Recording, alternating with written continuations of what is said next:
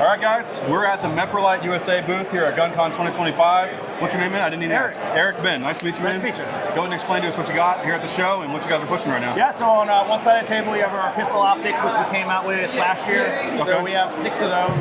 We just got in our new redesigned pistol dedicated backup sights for our MVPOs. So right now they're for Glock cuts only, but some of those features you're going to see blacked out serrated rear sights.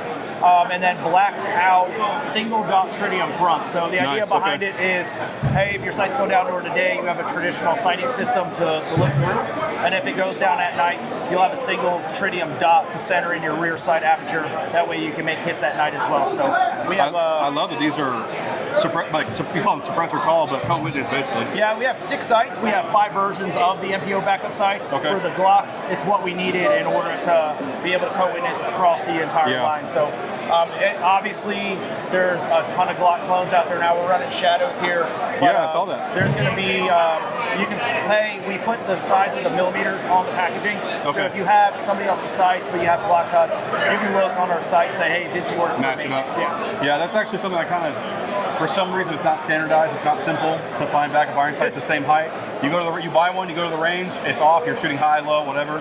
So I appreciate that. So tell us about this red dot on. This is a CR920. Yep, sure is. So which one is this one here? This is our Pro S. So Pro means enclosed for us internally on our naming conventions. So what you're going to find on a Pro S is 3 different reticles, a 3 MOA dot, a 3/33 MOA bullseye, or a 33 MOA outer ring only. Okay. And then you've got manual automatic brightness control, looking at 20,000 plus hours of battery life, 10 daylight settings or 10 light brightness settings, and then 2 night vision settings as well. Right. So you said 20,000 hours. So normally, I feel, and it's an inflated number to me personally, 50,000 hours is the standard. But I've noticed, so you guys and Lead and Steel both say 20 to 30,000 hours. Is that a more genuine number, or is that? I'll be quite honest with your viewers and everyone else, it's all marketing. Yeah. Because when you have a multi-reticle system, the dot uses significantly less power than a bullseye.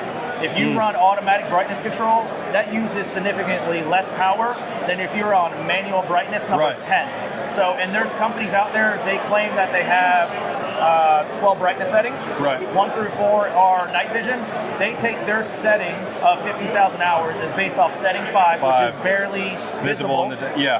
And they are running it at that, on a dot only, at setting 5. So at the end of the day, what we do here at Meprolite is we preach a battery management system. You're going to carry your gun all the time, and you're going to run it hot because maybe you live in the southeast or maybe you live in the desert and you run it hotter than most, then maybe you want to change your battery every 6 months.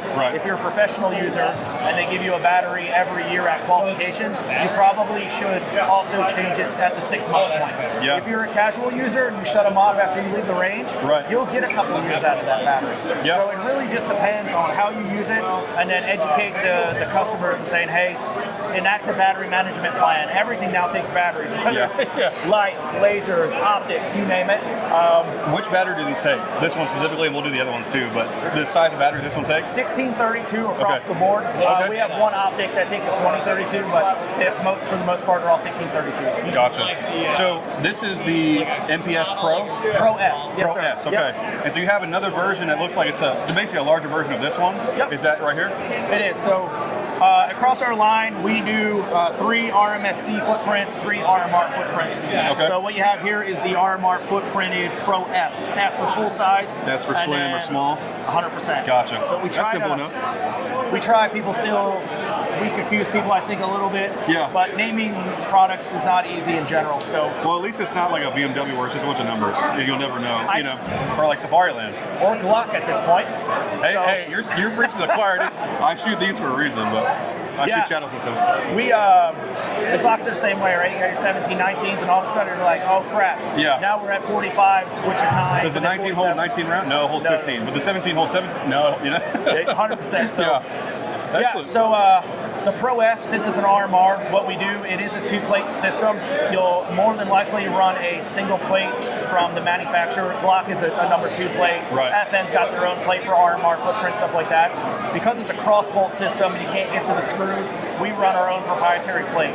What we do have, though, on the Pro Fs is that for Glock standard frame, Glock large frame, FN 509, VP9, VT9A1s, right. and then IWI Masadas, we have a dedicated mounting plate that removes the factory plate, and then instead of running 2, you run 1. So like an acro plate. 100%. Yeah, so, It needs to have that kind of dovetail to hook the bolt through the correct. top. Okay. So we sell those plates. Those are as accessories. An RMR plate does come in the box, but we do have those other plates that are really more LE focused plates. Because they don't want the stacking. They want just height over. Yeah, that's a good point too. What is the housing made out of on the enclosed dot? Or I guess maybe all of them. They're all aluminum housing. Most of them should be 70-75, and not 60-75. Chip, who just walked out as our product manager, who will be able to tell you for he sure. probably can tell you. But that's what we're looking at for those. Okay, excellent. And I saw one over here. Yeah. Let me just grab it. So this one, is this... So me personally, I pretty much only, I would say mostly exclusively shoot enclosed dots, unless it's a competition style, like you need the biggest massive window, and nobody would want a dot this big on their gun. Is this basically a open version of one of the enclosed dots, same feature set, things like that? 100%. So the Pro F and the F, the Pro S and the S, all 4 of those are electronically the same. Okay. So they all run the same 3 reticles. If you have your backup gun is running an S, where your duty gun is your Pro F, yeah. The interactive and the buttonology, all the same. Yeah, okay. You want to go manual, you want to go to auto, where you're at, night vision, all of it's the same. So it really just depends on what you want your form factor to be. 100%. You want to open, you want to close, small, big, whatever. That's it. And it looks like, if you pan down here, guys, they have optics for pretty much every size of gun. Full size enclosed, full size open, some micro dots, super micro dots on this XP. You guys already know this is my favorite concealed carry gun of all time right here, and that fits on there nicely. Maybe I'll have to get one of those. That actually looks really slick on there. So when we talk about those 4 that are all electronically the same, this is a great, we've got the DF and the DS. They mean dot slam, dot full. Okay. These are not as feature rich. Some people will call them entry level. Yeah. However, for me personally, I'm running 2 43Xs. He's running a 365 macro. Plus we run the 920X. The DS is our favorite one. It is battery bottom fed from the battery. Again, back to battery management. I change my carry ammo once a year. Yeah. I'm changing the battery at the same time. But there is no buttons. There's no switches. It's on all the time. Him and I both got our batteries died actually within 3 days of each other, right at 15 months. Well, hey, that shows that the electronics are consistent, you know? Exactly. Yeah. So when the we first got the test units, we were like, hey, let's see where they go. But as you can see on the slides, they don't hang over. There's nothing to snag. So you're coming from a concealment holster, maybe even an ankle holster for some guns. The DS has really been just rock solid. So on that point, on my MVPO I shoot for competition, I had a Ruger RXM 300. Not Ruger. I always say that. Bushnell RXM 300. That dot is so thick on the bottom that if you shoot with kind of a high thumbs up, some guys do. Some, like I know PV shoots with the hand like on the front. Yeah. That the corner of that red dot would come by and actually nick my thumb and take a chunk out of my finger because the deck height is so wide. So, it's like the old Glock finger, but in a different problem. Yeah, you solve one issue, another one pops up. But this is excellent. And also, I don't know if you guys saw this, just the shroud in general is very thin. Not so thin it seems delicate, but thin enough that it kind of just disappears in your line of sight. So that's excellent. MSRP of this dot's $209. Oh, we didn't cover that. What are the MSRPs of the dots here? So really, you're going to go from $189 on the DF all the way up to $360 on the Pro F. So you're going to be within that range. Yeah, $360 for a full-size enclosed dot is very good. So lastly, I know I'm taking up a lot of your time. No, you're more good. Yeah, let's talk about some rifle optics real quick. So this one's kind of already set up. What do you got here? Yeah, so we covered a lot on the pistol stuff. Yeah. Everything on the rifle side is all new for this year. Wow. So what we have here is our M22 Pro.